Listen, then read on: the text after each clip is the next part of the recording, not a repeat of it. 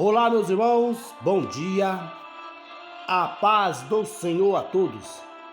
Carlos, servo de Cristo, o mensageiro da palavra do Senhor.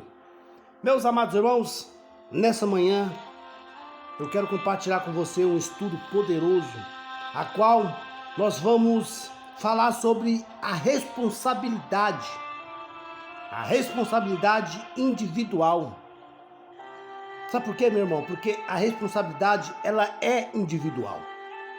Nós vamos estudar Ezequiel 18, do seu versículo 20 ao 28. Mas eu quero deixar aqui, primeiramente, o versículo 20, que diz assim: a alma que pecar, essa morrerá. O filho não levará a maldade do pai, nem o pai levará a maldade do filho. A justiça do justo ficará sobre ele, e a impiedade do ímpio cairá sobre ele.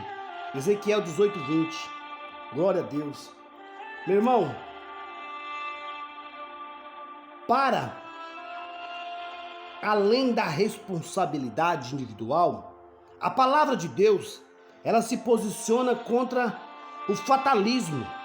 Isso é, contra a ideia que tudo está determinado por um rígido destino. Glória a Deus. Veja só, no seu versículo 21, a palavra de Deus vai nos dizer, Ezequiel: mas se o ímpio se converter de todos os seus pecados que cometeu e guardar todos os meus mandamentos, os meus estatutos, e fizer juízo, a justiça, certamente viverá, não morrerá. Versículo 22. De todas as suas transgressões que cometeu, não haverá lembranças contra ele. Pela sua justiça que praticou, viverá. Versículo 23. Rejeitaria eu de qualquer maneira a morte do ímpio, diz o Senhor Jeová. Não desejo antes que se converta dos seus caminhos e viva. Versículo 24. Mas desviando-se o justo da sua justiça e cometendo a iniquidade e fazendo conforme todas as abominações que faz o ímpio, porventura viverá. De todas as suas justiças que tiver feito, não se fará memória. Na sua transgressão com que transgrediu, e no seu pecado com que pecou, neles morrerá. Ou o que diz versículo 25: dizeis, porém, o caminho do Senhor não é direito. Ouvi agora, ó casa de Israel, não é o meu caminho direito, não são os vossos caminhos torcidos. Olha o que diz o versículo 26: desviando-se o justo da sua justiça e cometendo iniquidade, morrerá por ela. Na sua iniquidade que cometeu, morrerá. Versículo 27. Mas convertendo-se o ímpio na sua impiedade que cometeu, e praticando o juízo e a justiça, conservará este a sua alma em vida. E por último, versículo 28. Pois quem reconsiderar e se converter de todas as suas transgressões que cometeu, certamente viverá, não morrerá. Glória a Deus, aleluias. Veja só, meus irmãos, o ponto de partida dessa lição é uma máxima muito usada em Jerusalém e também entre os exilados da Babilônia, que dizia: os pais comeram uvas verdes e os dentes dos filhos se embotaram. Com base nesse ditado, meu irmão, eles diziam que estavam sendo punidos por causa dos pecados dos seus antepassados. Primeira coisa, sobre a máxima usada em Israel. Veja só, uma máxima equivocada. O ditado popular, os pais comeram uvas verdes e os dentes dos filhos se embotaram, se baseava numa interpretação equivocada, meu irmão, sobre o terceiro mandamento do Decálogo. Veja só, a maldição não é hereditária. Ela só permanece quando os filhos continuam nos pecados dos pais. Vejam a expressão, daqueles que me aborrecem. É um princípio, meu irmão, divino, estabelecido desde a lei de Moisés. Isso é lembrado na história de Israel, lá em 2 Crônicas, no seu capítulo 14, versículos 5 e 6. Segundo, Jeremias e Ezequiel trataram do assunto. A palavra profética em Jeremias é escatológica, escatológica. Me perdoe, meus irmãos, é normal, glória a Deus. A sessão de Jeremias, no versículo 30 e 33, é o livro da consolação que não foi editado separadamente como Lamentações. Essa parte da profecia, meu irmão, anuncia a restauração de Israel e de Judá e contempla o futuro glorioso da nação unificada. Esse oráculo está nesse contexto, meu irmão, como nos revela também a profecia no livro de Jeremias 31, no versículo 29 e 30. É nesse contexto escatológico que nunca mais será pronunciado em Israel tal provérbio popular. Mas a proibição, meu irmão, anunciada por Ezequiel é imediata. Acontece logo, instantâneo. Terceiro, o problema em nosso tempo. Veja só, a doutrina das uvas verdes e dentes embotados, que predominou o imaginário popular de Israel, veio a ser parte do cardápio doutrinário de um movimento infiltrado em algumas igrejas, conhecida como batalha espiritual. Meu irmão, essa parte do ensino é conhecida extravagante doutrina da maldição hereditária. Quando alguém se converte a Cristo, deixa de aborrecer a Deus. Logo, essa passagem do terceiro mandamento do Decálogo não pode ser explicado aos crentes, pois eles se tornam em uma nova criatura, pois as coisas velhas já passaram e eis que tudo se fez novo. Devemos, meu irmão, orar e agir para que esses ensinos equivocados não prosperem em nossas igrejas, em nossas vidas. Mas, irmão Carlos, e sobre a salvação para todos os seres humanos?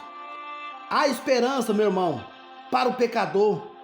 Há esperança para o pecador. O seu versículo 21, 22, 23 nos diz essa ideia, nos fortalece essa ideia de estar muito clara no capítulo inteiro, que para não deixar dúvida, Ezequiel afirma de maneira direta, reiterando diversas vezes com exemplo claro e ilustrações. A vontade de Deus é a salvação de todos os seres humanos, para que ninguém se perca, e nisso o profeta antecipa o pensamento do Novo Testamento. Segundo, refutando um pensamento fatalista. Versículo 20 de Ezequiel 18. Tanto os exilados na Babilônia como o que estava em Judá e em Jerusalém acreditavam ou se justificavam numa ideia falsa de que estavam pagando pelo pecado dos seus pais. Mesmo depois da destruição de Jerusalém, meus irmãos, Deus proíbe o uso desse ditado popular, porque a responsabilidade é individual. O profeta Ezequiel fecha a porta fatalista do imaginário popular do povo de Judá e dos exilados da Babilônia. Ele torna claro os pensamentos bíblicos da responsabilidade individual de maneira textual e direta. A palavra alma, nesse contexto, significa a própria pessoa. Duas situações. O profeta explica com clareza os oráculos, Os oráculos divinos sobre a relação de Deus com os seres humanos. Se o pecador abandonar a sua vida cheia de pecados, todo tipo de maldade, iniquidade, e se volta para Deus, tal pessoa é perdoada.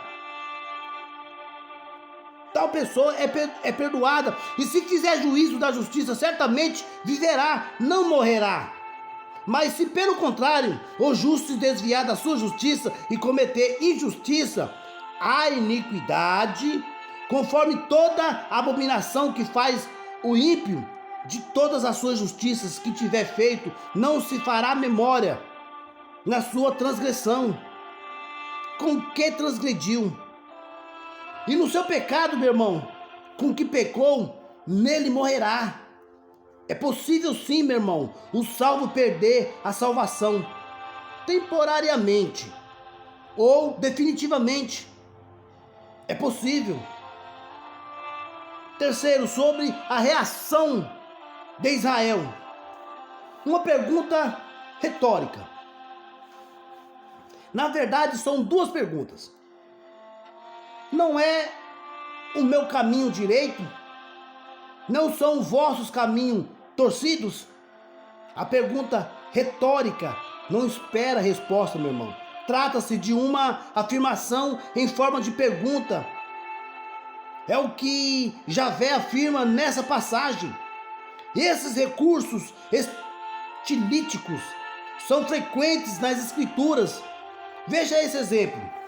Não é Arão, o levita, teu irmão? Êxodo 4, versículo 14.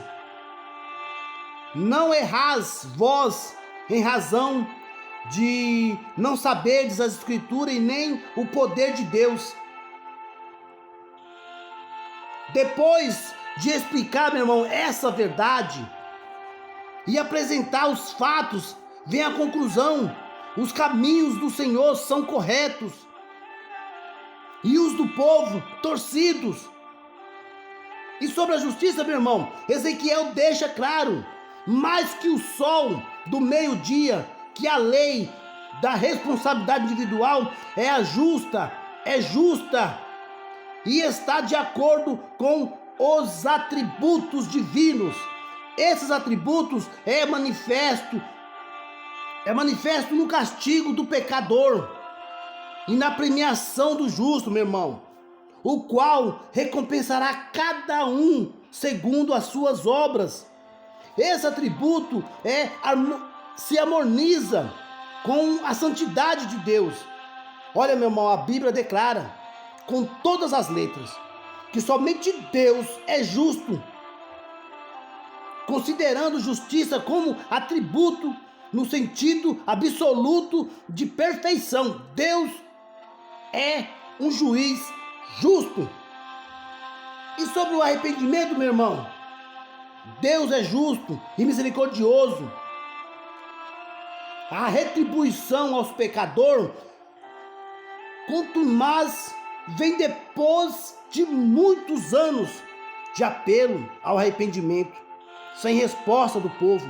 A resposta dada aos críticos deixa claro também que mesmo o ímpio, na sua impiedade, deixando o pecado e voltando à prática, à justiça, tem o perdão.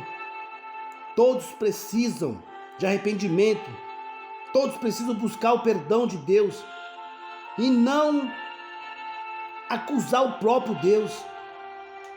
Essa história, meu irmão, se repete em nossos dias, porque é tendência dessas pessoas culparem a Deus pelas suas mazelas. Devemos levar a palavra de Deus a essas pessoas, pois nenhuma felicidade pode ser plena sem Jesus. E eu quero acabar aqui, meu irmão. Eu quero acabar. Olha só, para concluir, depois, meu irmão, de refutar o imaginário popular de que Deus estivesse sendo injusto pelo castigo do povo, o profeta clama os seus leitores para uma reflexão. Esse discurso soteriológico é muito importante e continua atual na vida da igreja e da pregação cristã, no povo cristão. É nessa responsabilidade, meu irmão, é nossa responsabilidade levar essa mensagem aos perdidos da terra. Amém, meu irmão? Glória a Deus, aleluia. Essa é o nosso estudo dessa manhã, meu irmão. A responsabilidade é individual. Amém? Glória a Deus. Que Deus te abençoe. Que Deus ilumine o seu dia. Que Deus ilumine a sua vida. Que Deus abra a porta para quem se encontra com as portas fechadas. Que Deus venha conceder saúde e misericórdia na vida daqueles que estão enfermos. Ei, Deus é contigo. Amém?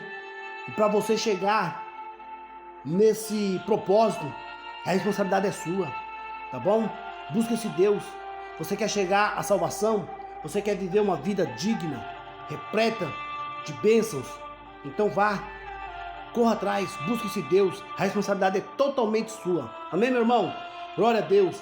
E se você se edificou, se fortaleceu com essa mensagem poderosa da parte do Senhor, você vai se inscrever no nosso canal. Amém? Se inscreva lá, meu irmão.